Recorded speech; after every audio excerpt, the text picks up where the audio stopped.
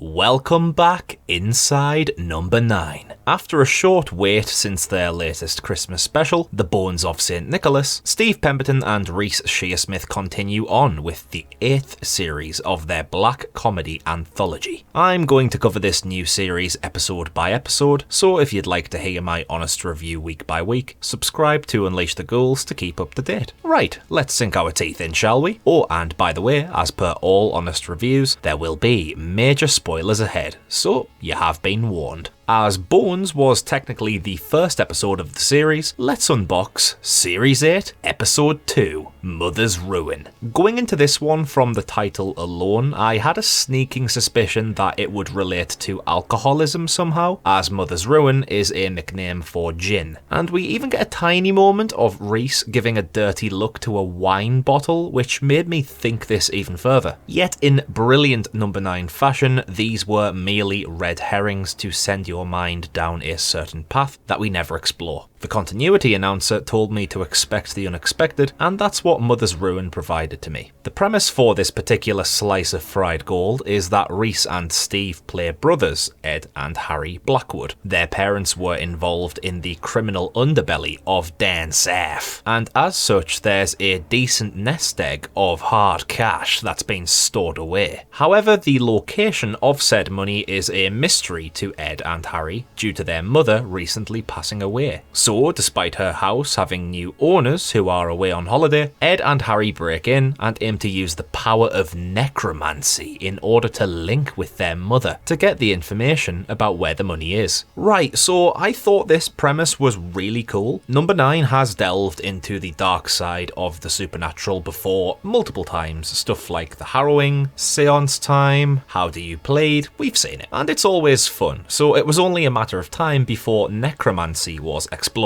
This, of course, refers to the resurrection of dead spirits via sorcery. What I loved atmospherically about how this story began is that the comedic elements were present but were toned down to just about the correct level where you could still sense the number 9 charm, while being aware this episode was leaning into a more serious affair. All it takes is to hear one of Christian Henson's hauntingly melancholic scores and I just feel the sinister tones in the air. I really hope that when number 9 is said and done, a sad day as though that will be, that Henson ends up going on to do some big movies or something like that, because he's super talented. But aside from the dark elements of Mother's Ruin, I really enjoyed the interactions between Ed and Harry. Quite clearly they're very different people, despite being siblings. Ed is vastly more intelligent, moved away from the criminal dangers of his family to do his own thing, while Harry is much more docile and placid, being of a lower intelligence yet having a big caring heart. He was the one who stayed behind at home to look after his mother when she was old and getting ill. The two rub against each other when discussing their deceased mother, comparing their actions and why they made their decisions. I've experienced similar situations in very recent times with a big loss in my own family, and seeing how the differing personalities of those affected were able to cause friction with one another. So this really hit home for me and came across as just genuine. There were also a couple of reflective lines here, such as Harry wondering why so many people end up in bungalows. It was rather lovely to hear this because of its truthfulness. In times of death, people can notice things about the situation and then think ahead and acknowledge their own potential fates. For me personally, the way Ed and Harry talk to each other felt incredibly believable and authentic. A lovely contrast to the high concept black magic elements. When it comes to the black magic, we do get some cool images of the chalk pentagram on the floor, and we also have a reference to Azazel, who is a biblical demonic entity from Jewish origin who was symbolic of being a scapegoat. So of course a scapegoat is a person who is blamed for other people's mistakes. Considering both Ed and Harry have moments of blaming each other for certain things, I thought that tied in quite well on a symbolic level. The episode utilises these references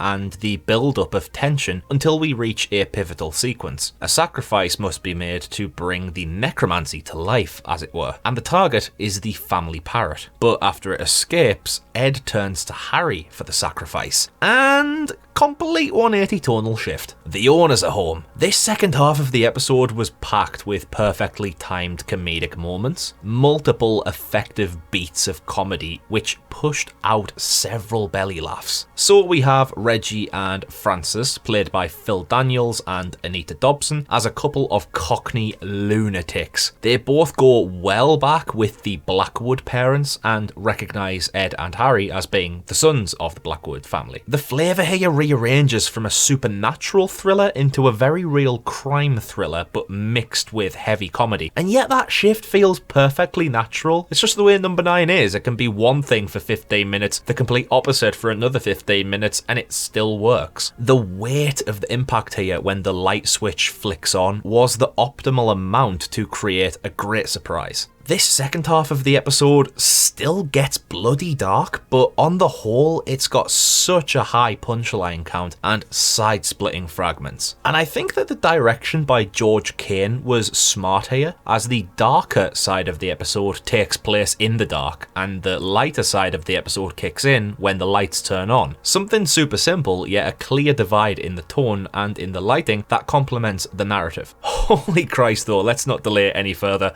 Phil Daniels. This man was delightful. Genuinely one of my favourite Number 9 guest appearances ever, I think. Reggie and Francis are proper stereotypical ruthless Cockney gangsters, like an exaggerated parody. Even their names clearly refer to Reggie Cray and his first wife Frances Shea. And just the way they go on together, there's this kind of air of the Long Good Friday about them. But Daniels stole the show for me here with this scenery chewing. If you want a banger of a recommendation for a great Phil Daniels movie, by the way, get a bit of quadrophenia down your billy. Comment below if you get that rhyming slang. So, plot-wise at this point, Ed and Harry are tied up for trespassing, and the story about necromancy in relation to the hidden money is accepted by Reggie and Francis when, hilariously, Francis links it to her tarot reading. The sacrifice is made, not of life, but of flesh, when Ed's foot gets cut off with an electric carving knife.